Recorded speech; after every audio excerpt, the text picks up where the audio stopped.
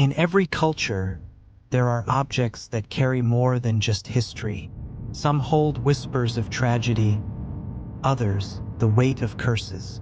But among all haunted relics and cursed possessions, there is one modern toy that has carved its name into the shadows, the Labubu Doll. Tonight, we open the case file on a story that feels too strange to be real.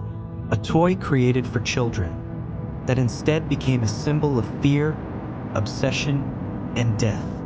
Fade in, old toy shop imagery, dim lighting, unsettling close-up of a Labubu doll's wide grin. The Labubu doll was never meant to frighten. Designed by a popular Asian artist, Labubu was first released as part of a collectible series of fantasy creatures. Its crooked smile, wide eyes, and pointed ears made it instantly recognizable.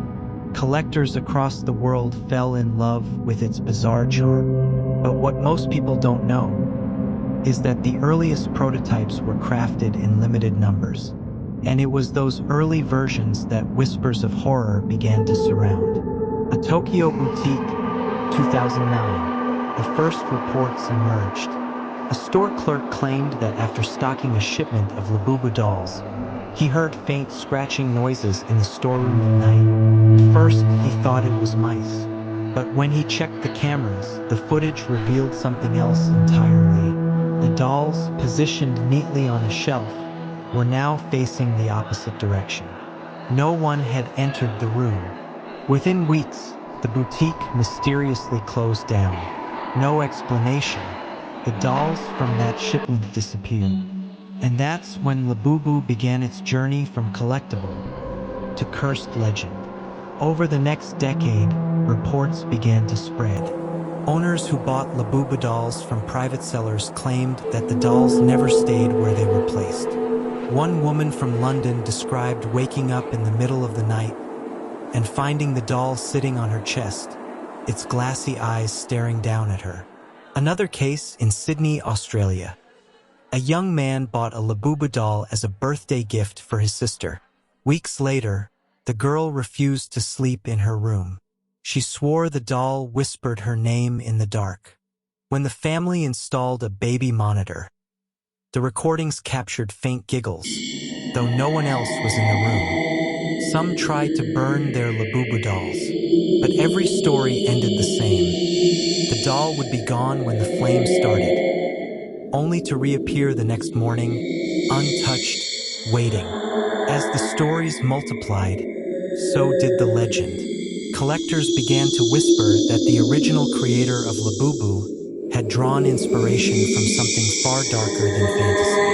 A rumor circulated that the design was based on a series of old folklore demons, trickster spirits said to prey on children. According to legend, these spirits would disguise themselves as toys to gain entry into a home. The unsettling part? The original sketches for Labubu, leaked online years later, showed early versions with sharper teeth, longer claws, and hollow black eyes. The final design was softened for public release, but collectors began to wonder, was the curse already sealed in those prototypes? By 2015, the Labubu doll had become infamous. Online forums called it the Smiling Demon. Owners swore it drained their sleep, their luck, even their sanity. And then came the case that would forever brand the Labubu doll as one of the darkest cursed objects in modern history. Columbus, Ohio, 2019. A university student named Rachel Winters purchased a second-hand Labubu doll from eBay. She was a psychology major, fascinated by urban legends, and wanted to debunk the doll's reputation. For the first few nights, nothing happened. She documented everything, even posting TikTok clips where she mocked the doll. But on the seventh night, her tone changed. She tweeted, "I swear this thing moved. My roommate heard it too."